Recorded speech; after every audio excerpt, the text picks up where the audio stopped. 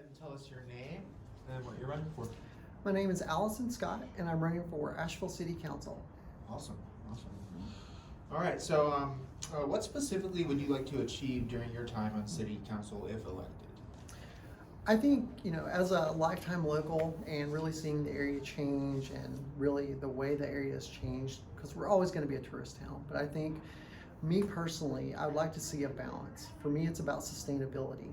I want us all to be able to live here in a community that the way I grew up. I love this community. I've always loved Asheville. I've never moved away. And I just really want to pass that on. I have a son, and I want him to be able to go out and enjoy the same things I did. So for me, that means bringing affordable housing. We know it's a crisis here in Asheville, but I think there's a lot of tools that we can bring to bear on that. It means truly addressing community safety.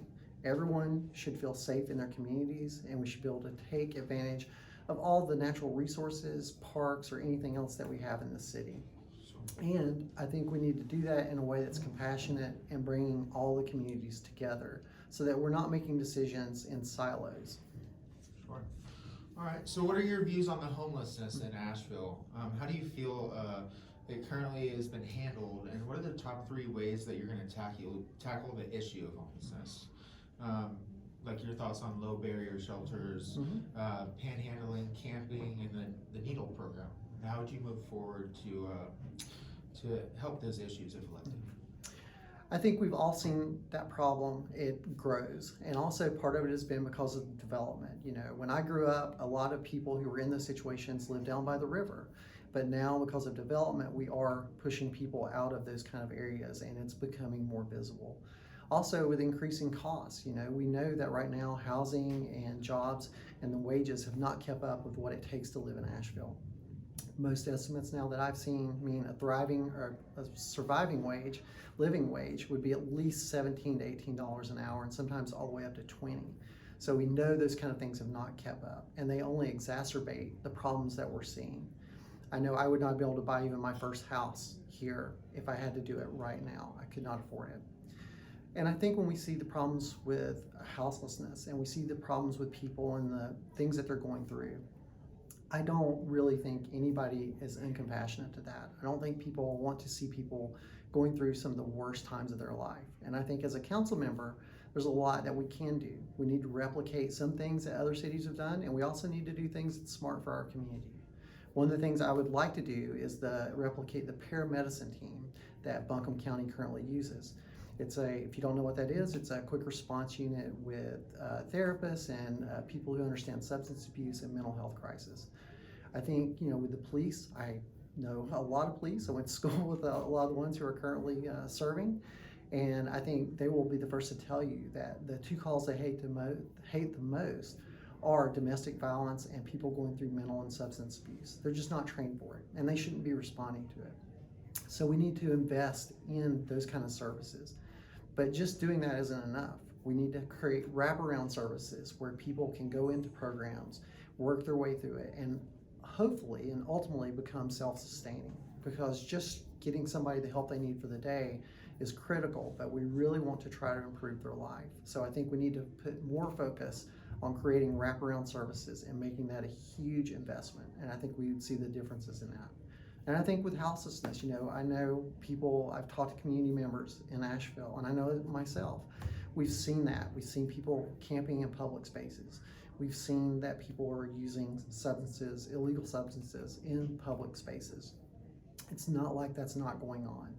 We need to help people, and the way to help people may not be one size fits all. It is creating different solutions to address this. Some solutions may be a place for people to stay for the night. Some solutions may be programs for people to go into immediately. Maybe they've just now entered into a period in their life where they're houseless, and we can get them back on their feet. So I don't think we're going to have a one-size solution for all, but I do think it's going to take a lot of investment and time to get there. What do you see as the biggest issues in Asheville/Buncombe County, and even specifically as local neighborhoods, are we facing today, and how you tackle those issues during your time if elected? What do I think are the biggest? I think houselessness, affordability, and jobs. We're a tourism town, and that's fine. We've always been a tourism town, and it doesn't mean we should just stop tomorrow. But we have to be honest and understand that it does affect our town. And if we put any one piece of this over another without thinking about sustainability for the entire town and the residents, then we're going to get into trouble.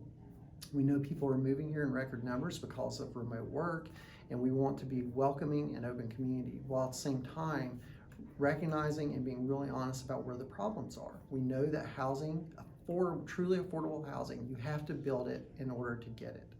We need to rezone, and we need to create multi-family units throughout the city, and maybe even partner up with the county. It's one of the things I've been talking with several county commissioners on, about long-term projects of how we can do that, because not everyone can or even wants to live in the city. But Asheville is so big, we need to recognize that we have a relationship with the county, and the more that we can collaborate, the city and county governments, to work on this problem, the faster we're going to get to a solution. Awesome. All right, so this is kind of a loaded question. We got a couple. So one of our biggest problems in the city is that communities are often left out of the big conversations and decisions. We listen to all the concerns from all constituents, and even the ones who may not share the same beliefs, on how to make Asheville a place for everyone. And how do you plan to involve residents and communities in the decision-making process in our town? Would you be willing to hold quarterly meetings on a rotating basis in the neighborhoods? Actually, yeah, I did something similar. I was the chair of the Citizens Police Advisory Committee for Asheville. I served on it, and I was the chair of it for the last year. I was on that for 3 years.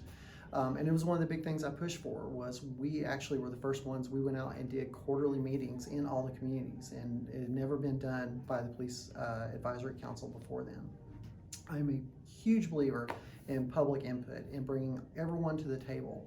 I think the first thing I would do is push for virtual meetings. It needs to open up. It does not need to be only in person. There's so many people that are working and they cannot get uptown and park and get to a meeting. It's just unreasonable, and it excludes a lot of voices.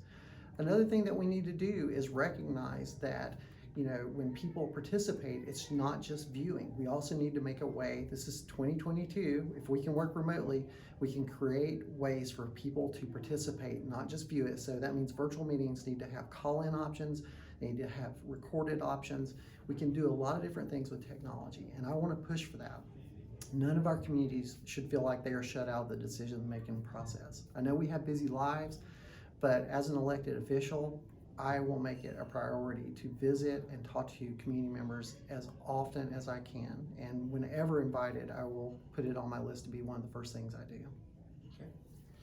So one of the biggest issues affecting downtown residents, visitors, and small businesses is the transients that are sleeping and camping in Pritchard Park, on sidewalks and on business entryways. And not only the transients, but like the existing homeless population, what is the solution to the transient population, and what can be done to clean up and increase safety, specifically in the downtown area? I live downtown, actually about a half a mile from downtown. Go down there a lot. Me and my son, we go down to several of the shops down there, and I've seen it increase over the last 2 years especially. It's picked up. The skate parks, Pritchard Park, all of these places, we've seen people camping and sleeping out. And I recognize that, and I understand it creates a situation where people feel unsafe, and no one should feel unsafe for their home. They shouldn't feel unsafe in their neighborhoods, and they should feel like they should be able to use the parks and facilities that are there. And at the same time, we have to recognize that there is an increase of what is going on. We're not going to fix this overnight, and not a single politician, I don't believe a single politician is going to do this. This is where it takes community. And I think that's where, as a government, Asheville City has kind of left its responsibility. We've kind of farmed it out. We're just hoping we put out a pot of money and that it'll get fixed. But we need leadership, and that's something that Asheville City can do. We can bring organizations, we can bring communities and residents together and sit down at a table and create a plan. Will it be a perfect plan? I don't know, but at least it'll be one we create together, and we can adjust it and move forward and for any missteps or anything that happens along the way. But what's going on right now is obviously not working. So Buncombe County utilizes faith-based programs as well as nonprofits, and how do you think this works so far? Well, I think it goes back to what I just said. I feel like Asheville City, the government, has basically just offloaded the responsibility of how to fix some of these problems and hoping that faith-based communities and nonprofits can fill that in, pick it up, or, well, heaven forbid, we hire another consultant to create a plan that we never follow through on. And I think that's the problem. We as leaders and elected officials need to own the responsibility that as an elected official, we don't make the plan, but we should set the table to bring all the people together in the community to create that plan. And I think that's what the frustration I see. I know a lot of these nonprofits, they're wonderful people, and I don't see anyone saying that people who are going through this in their life shouldn't be cared for. And we recognize what's going on now is not working. And that's where the government needs to come in. If they have the money, if they have the resources, then we need to step up and be the leaders. So on that note, with nonprofits, so there's a lot of community members who would like transparency regarding how nonprofits spend taxpayer-funded grants. Would you support nonprofits being required to open their books by line item to the taxpayers, and why? Yeah, it's a really great question. I actually work for a nonprofit and I oversee grant making. Actually, a program that's given out over $500,000 in the last 2 years on an emergency, individual level basis to over 3,000 people. So I understand the complications and some of the laws that we have to go through of what nonprofits have to do and what they can do. And I understand as a taxpayer, we want to see where our money's going. So I think that's a big part of it. I know I've had complaints about grants that have been given out by the city and the lack of transparency and visibility of how that money goes.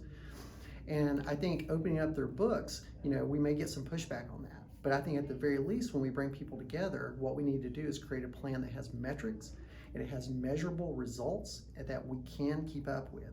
We don't just give out money and then hope it gets better. We should create a plan that has steps and places along the way that we can say, is it meeting its expectations or not?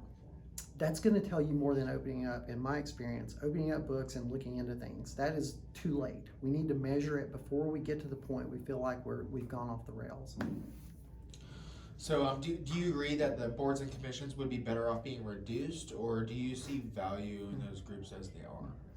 Well, again, I've served on them, and I know the complications that come along with it.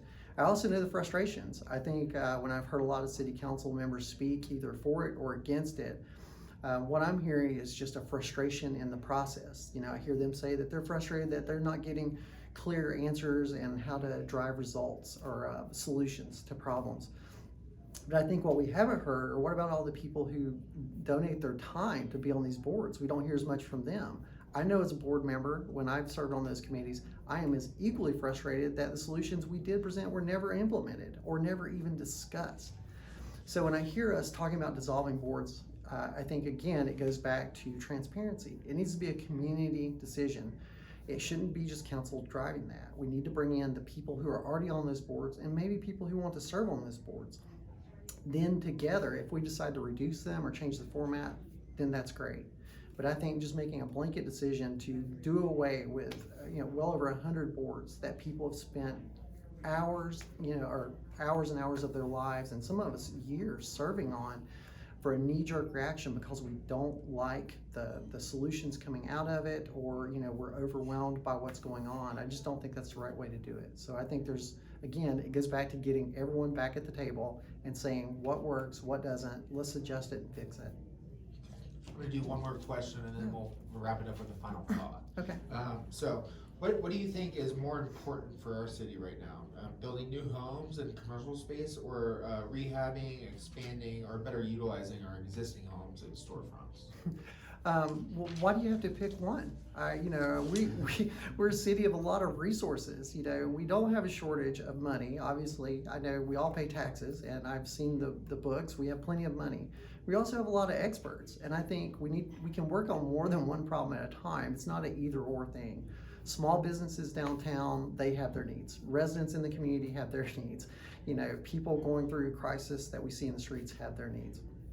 We can work on all these problems at once. I don't believe we have to prioritize it, but we do have to create a plan for it. And I think, again, that's where leadership shows up. I worked for over a decade in the corporate world, leading project managements with teams and multi-million-dollar budgets. And I know what that's like. And I think that's what we need to do. We need to implement things that have a clear process, a well thought out plan, and that will allow us to work on more than one thing. But more importantly, it'll stop us from being reactionary.